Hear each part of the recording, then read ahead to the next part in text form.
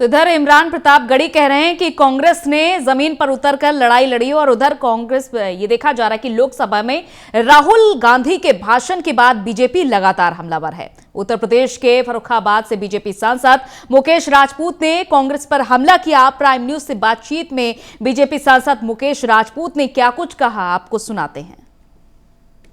कल राहुल गांधी लोकसभा में अपने भाषण के दौरान लगातार भारत सरकार को घेरने की कोशिश कर रहे थे। लगातार इस मुद्दे को लेकर लगातार बीजेपी अब उनको घेरने की कोशिश कर रही है।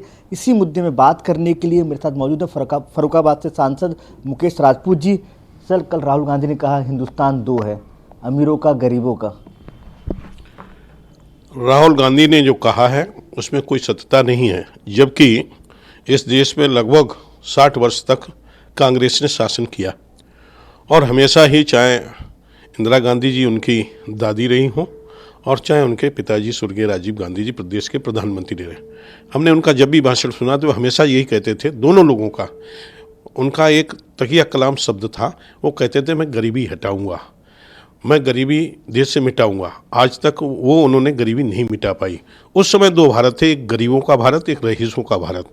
उस समय आप देख लीजिए, कुछ लोगों को शौचालय होते थे, कुछ लोगों के यहाँ शौचालय, गरीबों के यहाँ शौचालय नहीं होती। वो भारत एक गरीब भारत था, एक अमीर भारत था। गरीब भारत के यहाँ शौचालय नहीं होते थे और अमीर के यहाँ होता था। गरीब के यहाँ रसोई नहीं होती थी, रसोई गैस नहीं होती थी, और जबकि अमीरों के यहाँ होती थी।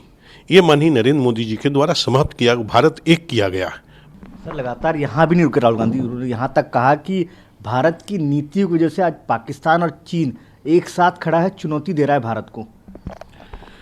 देखिए, इसमें तो मेरा स्पष्ट मत है।